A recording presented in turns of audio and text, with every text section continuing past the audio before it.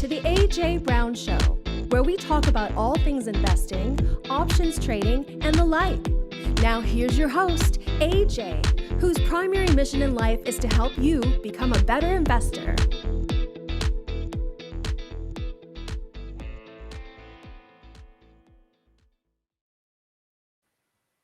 All right. Good morning, everyone, and welcome back to another episode of the AJ Brown Show. My name is Cyprian Francis. Today is November 18th, and with me, as always, the main man of the hour, AJ Brown. Good morning, AJ. Hey, Cyprian. Glad to be here.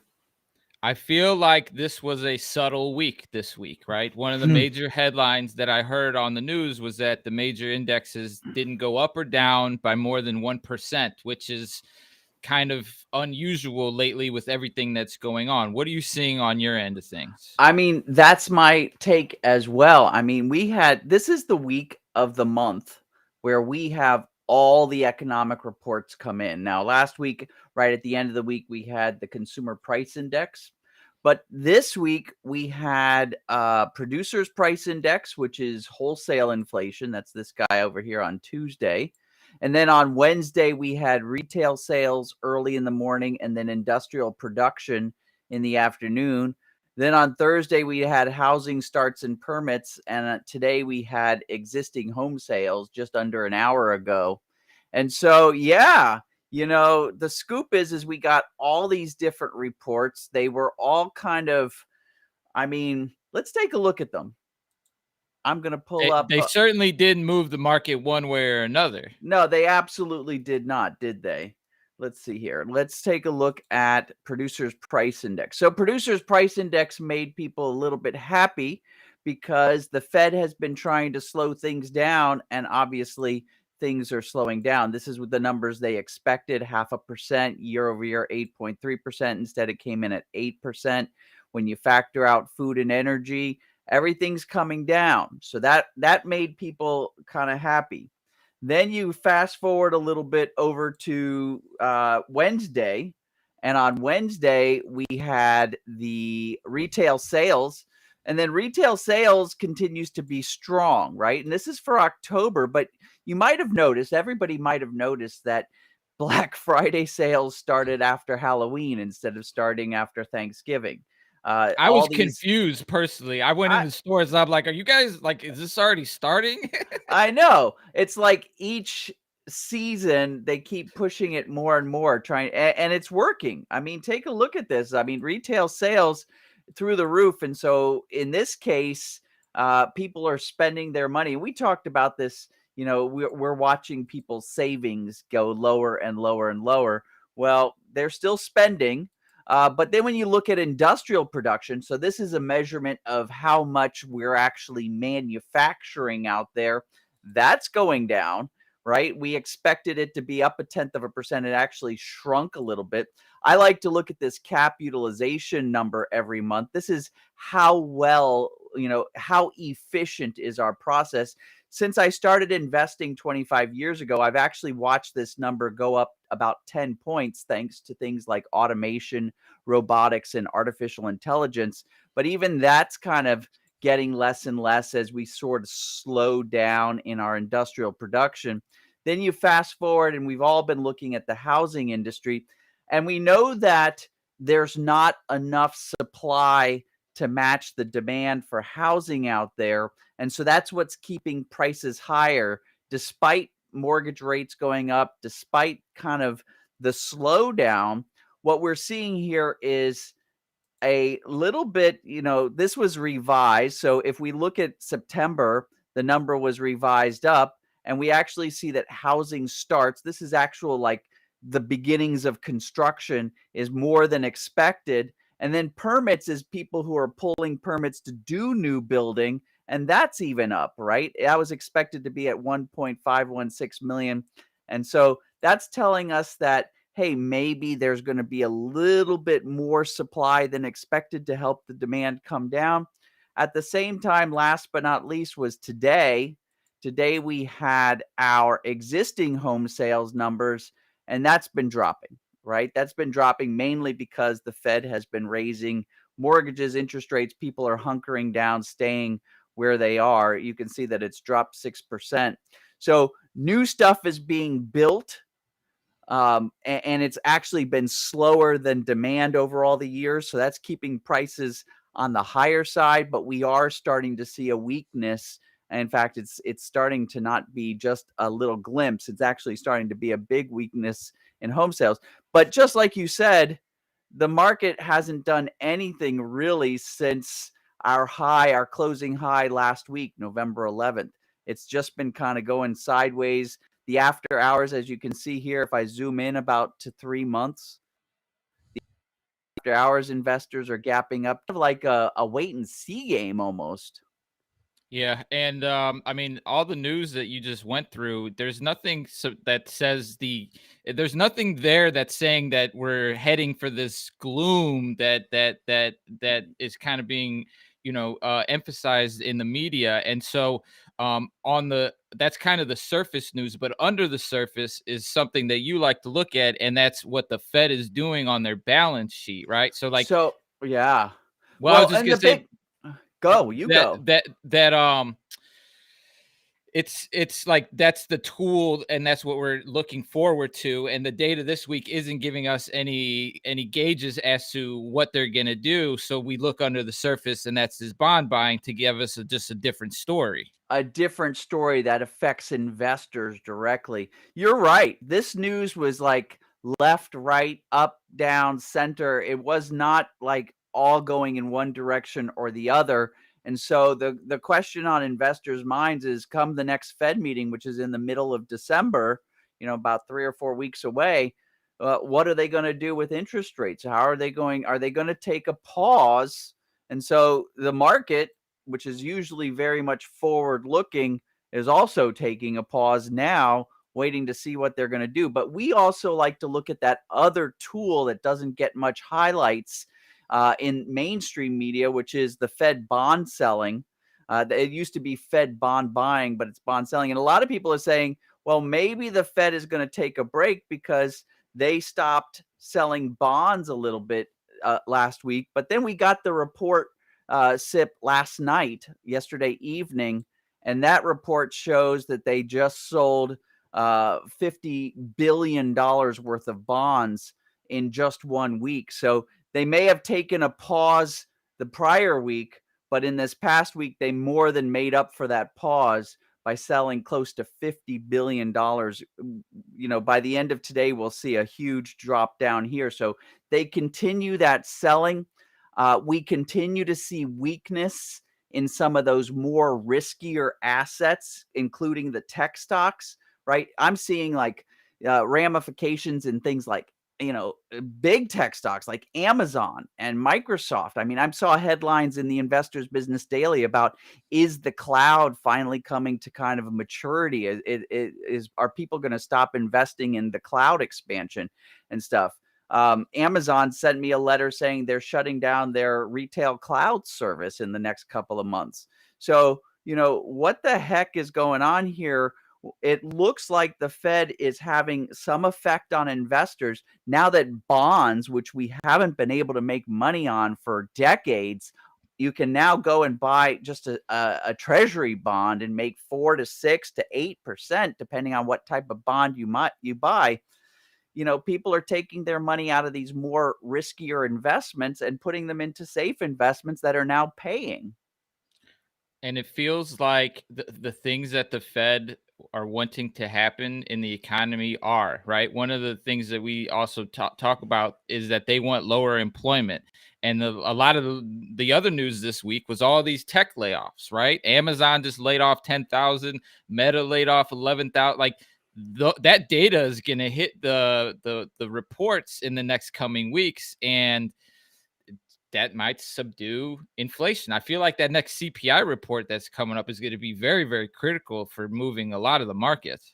Well, and also don't forget the first Friday of every month we get the prior month's employment numbers. So I think that the first Friday, when is the first Friday of December? I know next week is Thanksgiving, so It's on the 2nd, so it's December literally 2nd. it's in 2 weeks. It's in 2 weeks, and so we'll be live after they report those numbers, and we'll be doing our own little analysis on what that all means, but, yeah, I mean, I think that the Fed wasn't they know that that's gonna be a side effect of their nobody wants people to lose their jobs, but they know that that's a side effect of making money hard to spend, but retail sales say people are still spending, so that savings is going down and down and down. There's going to be a point where people are like, I got no more money in the bank to spend. I got to tighten, and that's going to come very quickly.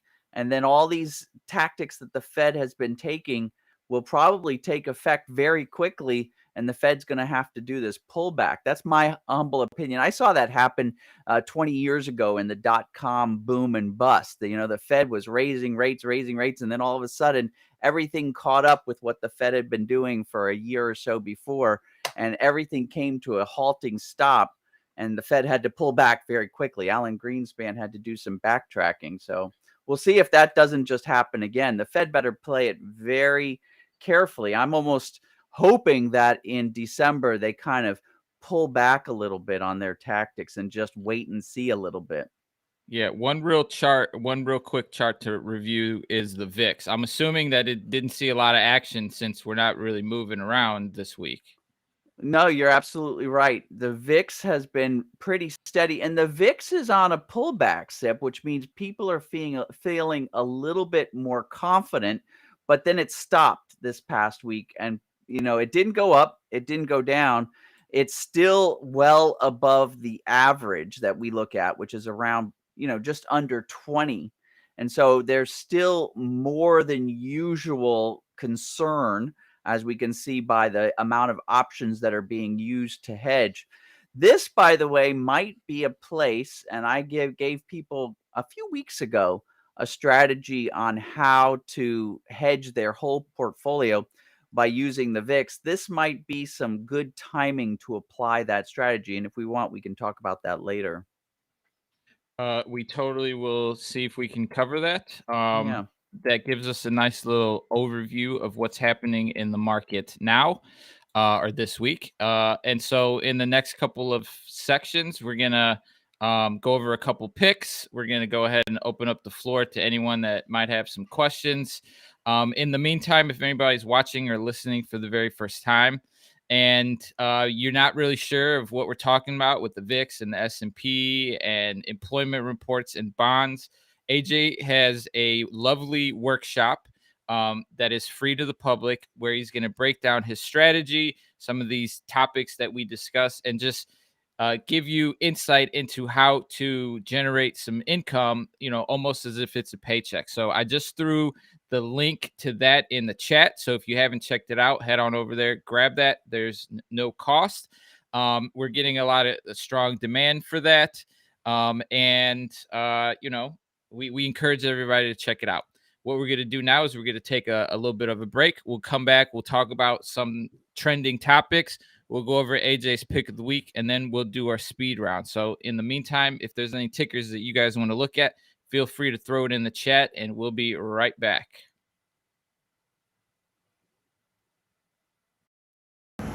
I get it. You're afraid of trading in the markets. Guess what?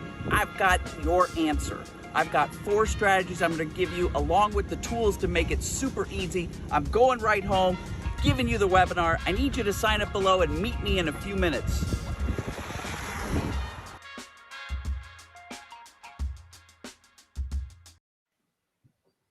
All right. I love that commercial.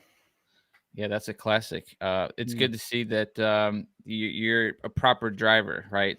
You've got all the good habits with that. All right, so this week, our trending topic, is your trending topic is a little different than what I've been seeing. What I've been seeing is everybody complaining about Twitter how it's getting like Elon Musk is firing all these people. You got to pay for the blue check mark, and everyone complaining about that. Your perspective is more of these companies are losing money because this platform is providing disinformation.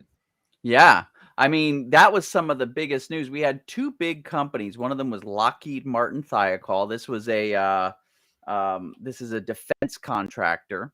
And then we also had Eli Lilly, ticker LLY. This is the manufacturer of the insulin that we use here in the United States. Somebody used the new platform. The headline out there is that before you had to be some sort of influencer, celebrity, big name in order to get verified. And one of the ways that Elon, in his new role as king of Twitter, wants to increase Twitter's bottom line is he's making it possible for you to get verified by paying $8 subscription per month. And so some folks have gone into Twitter and impostered themselves as representatives from these big companies and then put out misinformation, which I know for a fact because there's some folks that are my peers in the trading world. They actually have made software that aggregates like the number of Twitter comments that mention a particular stock. And when a stock gets a bump in the amount of Twitter conversations, it alerts investors to go in and either buy or sell. And so I think that that's not uncommon because these companies lost billions of dollars in caps. I think the person who impostered Eli Lilly said that we're going to start giving insulin away for free or something like that. And in Lockheed Martin, I forgot what it was, but I think it had something to do with like, I don't know. It had to do with one of these skirmishes around the world, and they were going to do something that was going to wind up costing the company a lot of money. And, the investors were like, oh, crap. And they started to sell off, as you can see here, these big loss days. And they're just now starting to recover as it turns out, this has been overblown. But the question is Twitter became such a big kind of micro blogging news place where people have been getting stock tips. The question is this still a place you can get reliable stock tips by looking at the amount of trending, or has it just become, now that credible voices can be copied for $8? I don't know. You're a big Twitter user, Sip. What's your thoughts? Well, my first thought is I have a check mark under my name now, right? You're a subscriber. So I feel a little bit more empowered, to be honest. I feel that like now that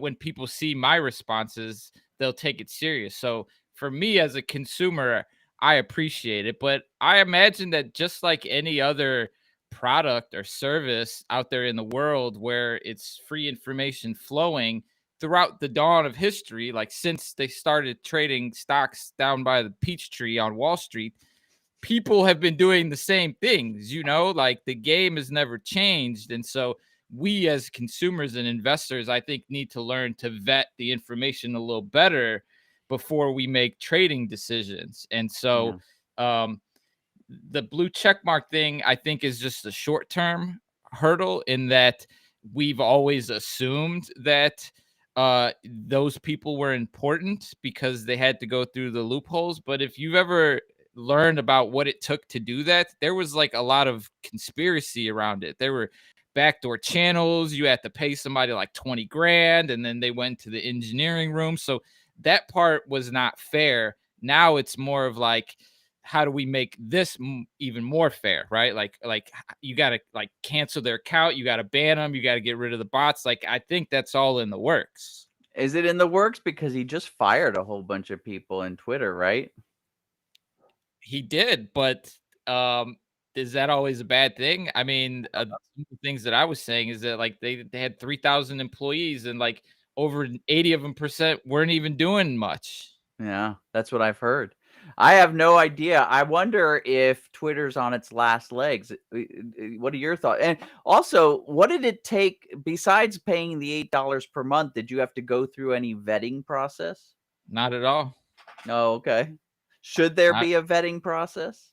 I believe that if we're gonna be trusting the verification, I do think there needs to be some sort of a vetting process. Okay. Facebook does a really good job of the vetting process, and that's Meta, yeah. because, right, like you literally have to load in your ID card, right? So like even the smallest component of I'm going to give you my identification to verify that these comments are coming from me and I am liable for that. I Yeah. think that would actually work. Yeah. Okay. There you go.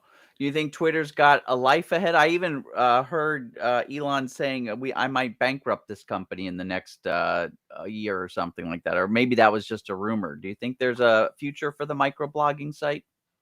Without a doubt, there's a future, and the main reason is that important people use it Use it. over any other platform, right? Like, and these are like world organizations, politicians, even governments use it, right? So, True. right, and they've trusted it as their voice. So it's really the processes that are being taken into effect to like make it easier or make it more difficult to be an imposter, which Yeah. I don't know, we're just still early on in this digital revolution, so the imposters will always be there, but over time it'll be a lot more difficult. Yeah.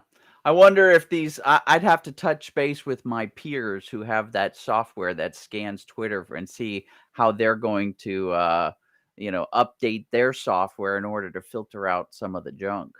Very interesting. Yeah, go ahead and get that question out. Let's see if we can bring it on the show to In discuss fact, it. maybe we can get some of those people on our show. I'll look into that. Yeah, but if at the end of the day, I do think Twitter has a life, and Elon Musk is getting a lot of hate for trying to find it and fix it. But sometimes you need a guy to come in and just change everything, because I mean, I mean, that's what people think, that he is the founder of Tesla. He wasn't. He came in and kind of shook things up and made Tesla a viable company, and so yeah, maybe that's what Twitter needed, a kick in the butt. all right.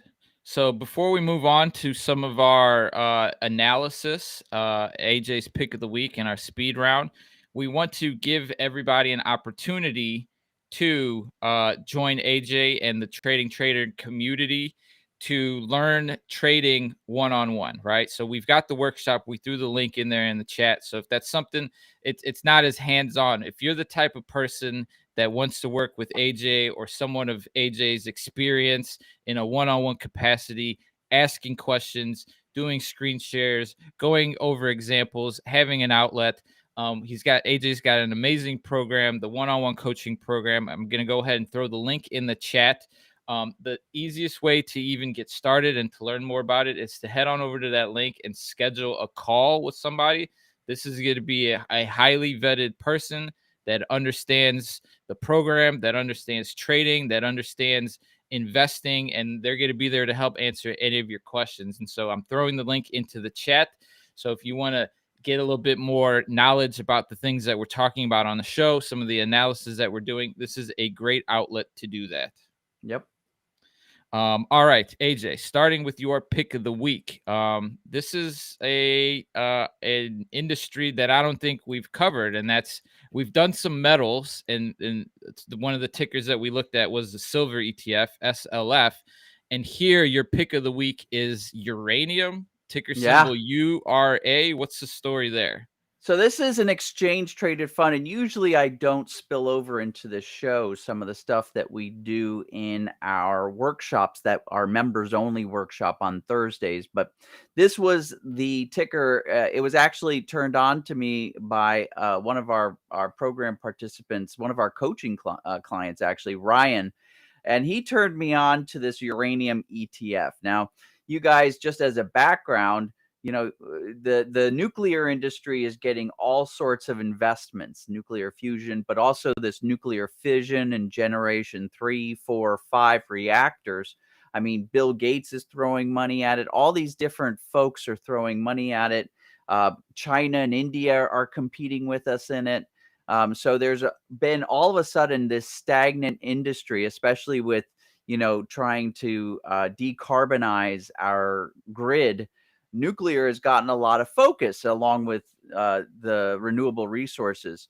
And so, yeah, uranium's getting a lot of focus. And so Ryan turned me on to this last night as a income producer and as a potential long-term bullish play. This is a 1-year chart of ticker URA.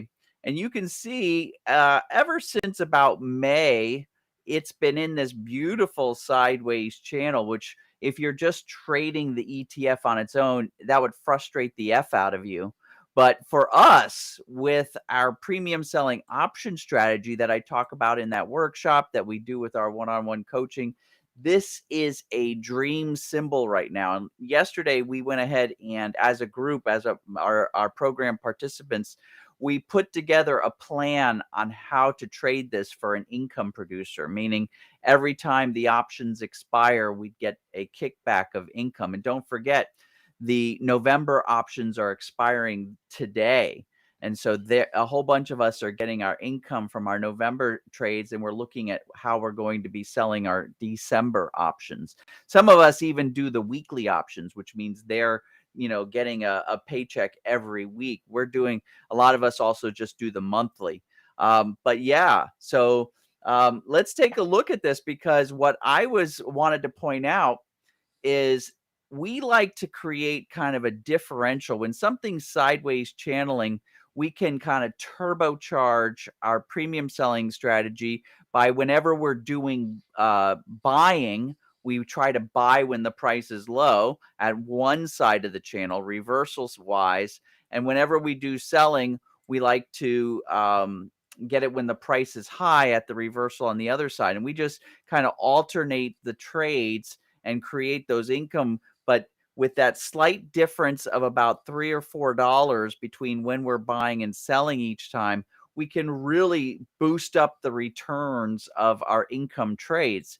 And so we're kind of traveling across here, and we actually did some back testing on having gone long, but I almost feel like in a week or two, it'll be the perfect opportunity for us to think about shorting the underlying symbol, this ETF, or buying some back month deep in the money puts in order to have that initial covering position and then starting it on an income generator. So I wanted to turn everybody who's on following us, whether they're watching the replay or watching us live right now, onto ticker URA, because not only is it in that nice price range for us, not only is it giving us pretty good signals with a simple indicator as to when to do the buying and selling. And make sure, if you're following the same signals that I do, that you validate them and then you look for follow through the next trading day. But if you take a look at the actual option chain, as with many ETFs, there's a lot of activity on the option chain. This is the one that's expiring today. But if we are thinking about December 16th, which is the next expiration, monthly expiration, I mean, it's trading every dollar, and there's a lot of liquidity. The bid-ask spreads are nice and tight. The open interest is high. This is a great, I would even say it's on the verge of being a good beginner trade for those of you that want to get into premium selling. Yeah, and it's got that nice price point. Real Nice quick, price point. we had a question come in on SLV. Do you want to just run on SLV real quick just to see where we're at with that one? So that's another exchange traded fund. This is the silver. This kind of matches the price of silver.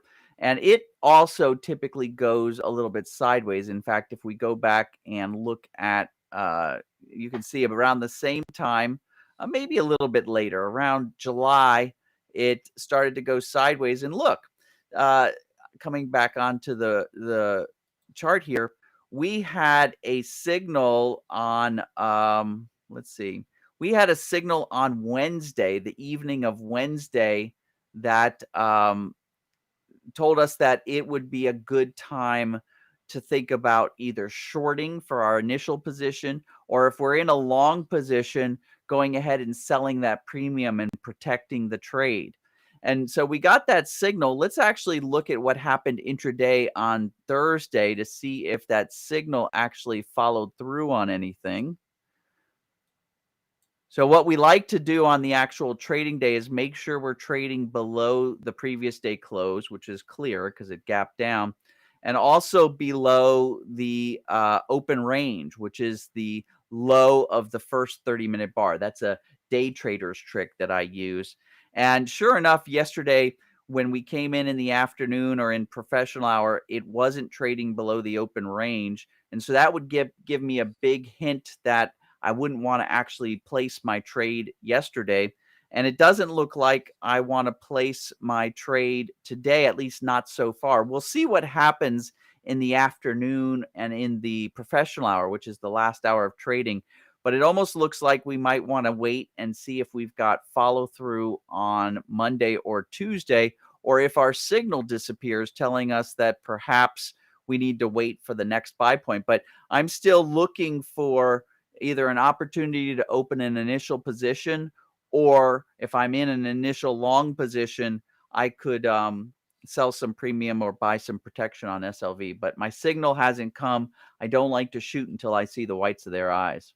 All right. Thank you, Maria, for that question. All right. Thanks, now we're going to Maria. jump into the speed round. And so throughout the week, we've got some questions coming in all week, and AJ has plucked out some of the ones that he feels are, worth discussing. And so we're going to go ahead and put on some of our chill speed round music. All right. Our first tick symbol is from Nathan from Lake Travis, Texas. He wants to know about Cisco. Tick symbol S or CSCO. You know what, Sib?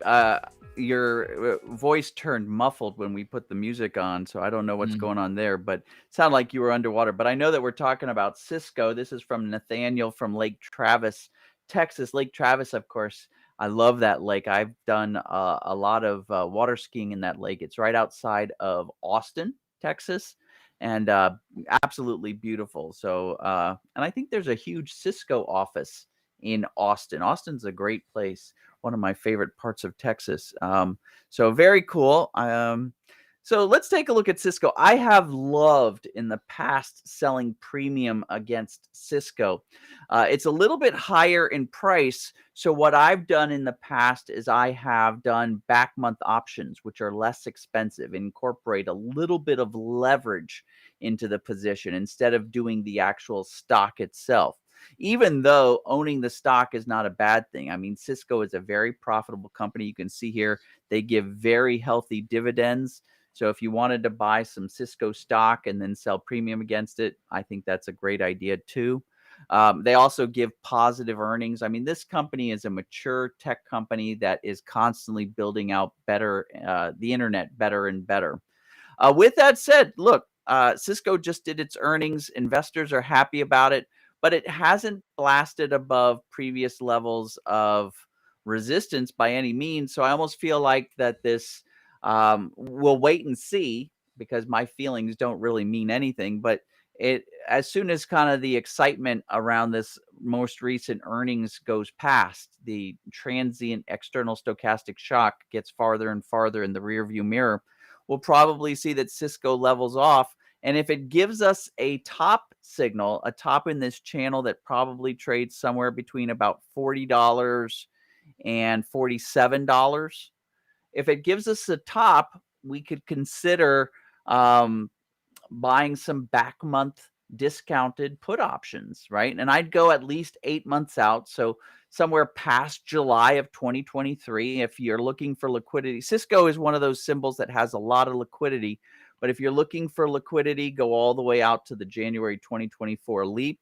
And I'd buy some of those deep in the money puts as a substitute for shorting the stock. I could do that, by the way, because that's a cash transaction.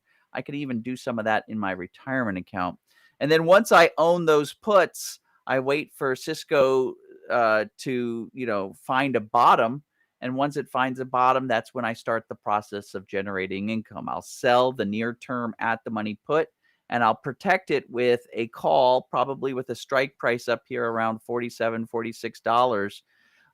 And I'll go 3 to 6 months out with that, and I'll just keep cycling that. I'll do like 1 or 2 trades per month. If I'm doing the monthly expirations, if I'm doing weekly expirations, I'll probably do a little bit more. And this will become a money maker for me. And so I like it. I think that you're onto something.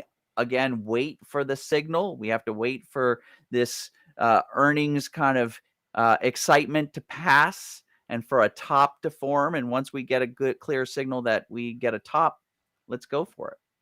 I feel like this is a good example of using options in like your retirement account when you think yeah. a stock is going to go down, right? Like it's that example of you're investing for the downturn, but in the eyes of investments, you're just getting into a position and you're getting out. That's So exactly right. Because retirement accounts, I haven't found one yet, unless you do some finagling that allows you to use margin, right?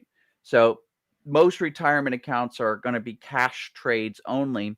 So if a lot of retirement accounts allow you to trade options in them. And so if you can buy back month deep in the money puts with your cash investment, that's the same thing.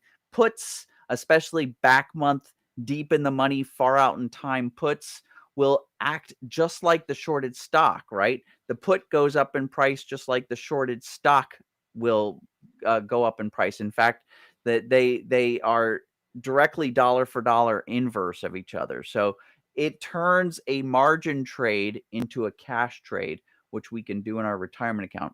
It's kind of cool. yeah. All right. Thank you, Nathaniel. Moving on to our next ticker. This is Dion from Aurora, Colorado, who is interested in your take on Planeter Technologies, ticker symbol PLTR. And I believe there's a story with Dion here that kind of brings back some memories for you. Yeah, Dion is one of my original investing turtles. So I call them my investing turtles after the experiment of the original turtles, which were taken off of the unemployment line. Dion was not on the unemployment line. I have a foundation SIP in addition to my for-profit company. So this foundation is all about educating classically underserved youth in the ways of money making through investing. And it started back in 2003 with a small class of 9 kids where we went to the public library. And this was right after dial-up had become less popular and they were starting to roll out DSL. So the library had DSL, digital subscriber line internet connection, but they limited. Everybody was so excited in Aurora, Colorado, which was not the nicest suburb of Denver. So excited about having the internet at the library that the library had to limit us to half an hour a day. So I taught these kids for 6 months, and we only got to be on the internet trading our symbols for 30 minutes a day. And so it turns out Dion and the other 8 wound up being very successful. And Dion, we're talking, he's now around 38. When I worked with him, he was 16 years old, and he's still at it, making a fortune. I don't think Dion has ever. He does a lot of charity work, but I don't think Dion's ever had to go work 9 to 5 because he just lives off of his options profits. So that's kind of cool that I had that impact. So this has got to be a good idea if he's throwing it out there. Yeah, he's got experience, man. So let's look at this. This is what? This is a company. I think they have a backbone or a platform in cybersecurity. I'm not sure, but they're trading in the single digits, which I like. It means that it's affordable to anybody's portfolios. It doesn't look like, looking at their earnings, it doesn't look like they're doing bad. They're not doing good, but they're not doing bad. They're kind of, a lot of companies these days are losing big time. They're not in that boat. They are going sideways. It looks like they're trading somewhere between about $7.50 and $8.50. So that's more than enough of a swing for us to get that delta. Let's look at the option chain. Okay. I love that the option chain is trading every dollar in strike price. That gives us the flexibility to do our option strategy like we want. And you can see the small bid-ask spread prices telling us that there are people trading the options. We can go in there and buy and sell. If we were looking at our protective option, there's only 4 cents, 5 cents between the bid and the ask, 3 cents over here, 4 cents over here on the bid and the ask for the put. So there's definitely people trading these. There's back month options that we can use as substitutes if we don't want to use the stock itself. So yeah, now we'll look at the pattern. And looking at the pattern, it's a little bit of a fast mover, meaning that you'd have to, I would say it's not a beginner symbol, meaning you wouldn't be able to miss your signals by a day or two and still have the trade work out for you. You'd have to be in there, maybe use a faster signal than even our traditional fast MACD. But man, this looks like it has the underpinnings of a nice income producer. And like I said, it's down in the single digits, which means even people with smaller portfolios, like a couple $1,000s, could definitely get involved. I give Dion kudos for this. And it looks like we're coming down to test a bottom. And so if we test our bottom and we find a bottom signal, this would be a perfect opportunity to either load up on this stock or load up on the deep in the money, far out in time call options, and then wait for it to top out and start making income on this. Just following it like it's a recipe. This looks like it's a good one. So I'd look for that signal. Again, theme of the day, don't shoot till you see the whites of their eyes. But I would look for an opportunity to get into this. Yeah, and it looks like they're a local Denver company, so maybe there's some additional insight that Dion has that we don't. Also, fundamentally, they have sales growth about 5% year over year. So definitely think there's a lot going on for that setup. All right, Yeah. moving on to our third pick in the speed round. This is Max from Clarksburg, West Virginia. Oh, He's interested in Antero Resources, ticker symbol Ah. AR. Yeah, these are the natural gas folks that they're all about natural gas coming out of Appalachia. So that makes sense why West Virginia is in the house. All right. So a little bit more expensive. Again, has that beautiful sideways pattern. Let me zoom out a little bit. Um, so yeah, we know for a fact that um, and look, I've got nice positive earnings. We know that for a while there, people were worried about gas prices. I think that's kind of calmed down. I mean, I still hear complaining, but the price is kind of leveled off for a little bit. So that means that a lot of these companies like Antero, all the way up to the big companies like Royal Dutch Shell, have seen a little bit of sideways movement in their investor price, which is fine. Since this company has started going sideways, it's become an income producer. So I think the followers of this TV show have a TV show, internet show, have totally started to figure out what to look for. So let's zoom back in here. Another test that I like to do is look at the option chain, make sure that they're trading the options. Yeah. So 10-cent bid ask spread, that's not, not bad. Open interest, that's on the option that we would sell in December. Looking at the option we might use for a protective option, 20-cent bid ask spread, not bad. Little shy on the open interest specifically. Actually, not so much. 41 contracts. It's not stellar, but there is a market for you to go and buy and sell. And if we go all the way out to January 2024, there's more than enough of substitute option. So we've got a valid options market. We did get a signal that a top had been found back on the evening of November 9th. I'm not sure which of these days we got follow through. I'm not sure if you have missed your signal yet. I'd have to go intraday to find that out. Um, but this does look like one you could be a little bit slow on. I think you may have missed your signal, but if you didn't miss your signal, then buying a back month deep in the money, far out in time put option, or shorting this stock if you've got the money to do that. Otherwise, if you did miss your signal, do some paper trading on it. We always like paper trading. And then wait for it to bottom. And when it bottoms, you'll be thinking about, setting up your initial position of going long. That means buying the stock or buying back month deep in the money call options. It doesn't matter whether we use the put or the call option. It really, when it goes sideways, it's going to do it.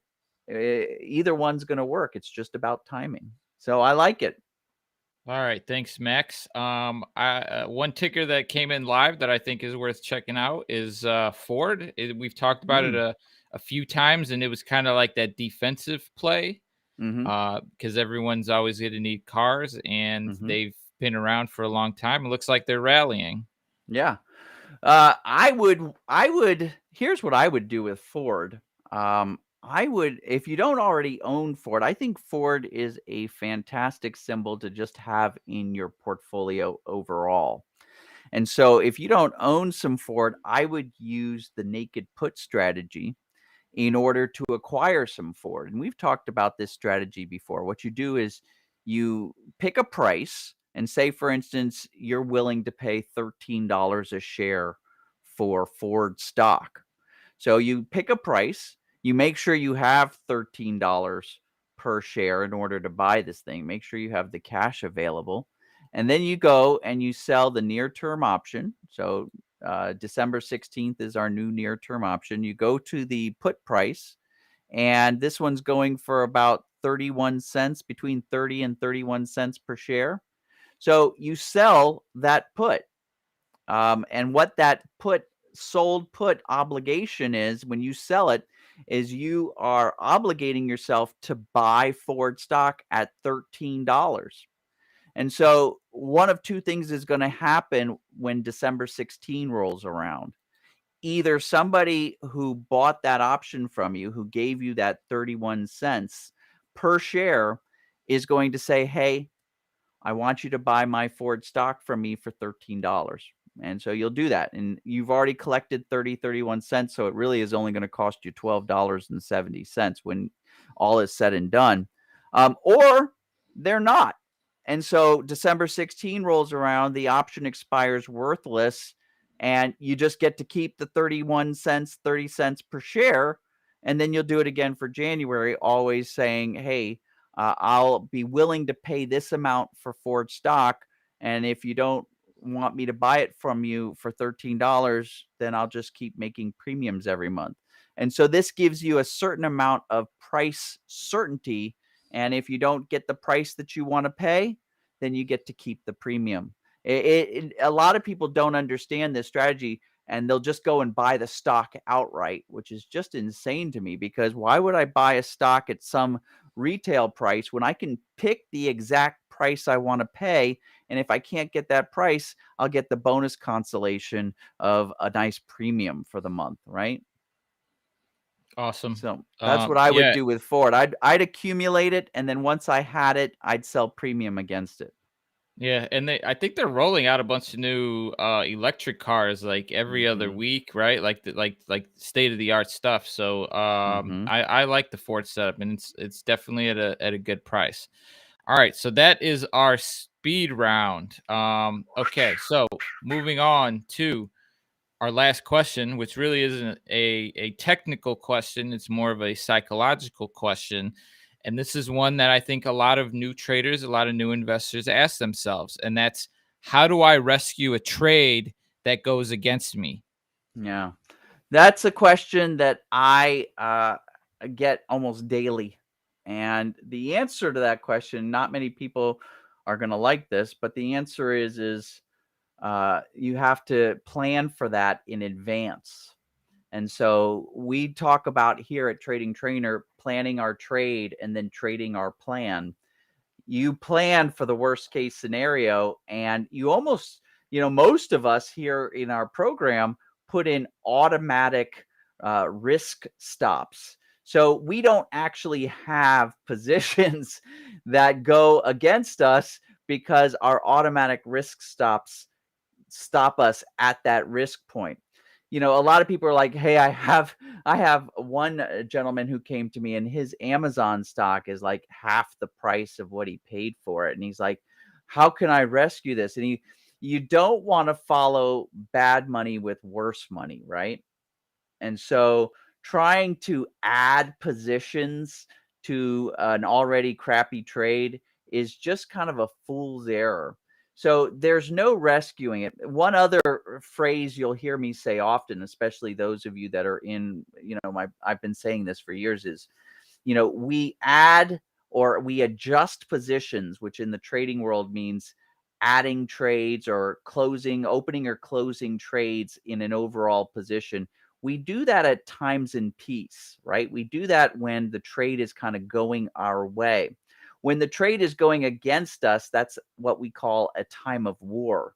And you don't want to be adjusting your position during times of war. Do your adjustments at times of peace. So the rescuing has to be done on the front end in the planning process. And if you haven't been good enough to plan your trade, the only thing that you really can do is just, take your losses and then start fresh and start with the correct mindset, start with the correct planning, start with the correct process, and try to break your habits of getting into trades without planning them in advance.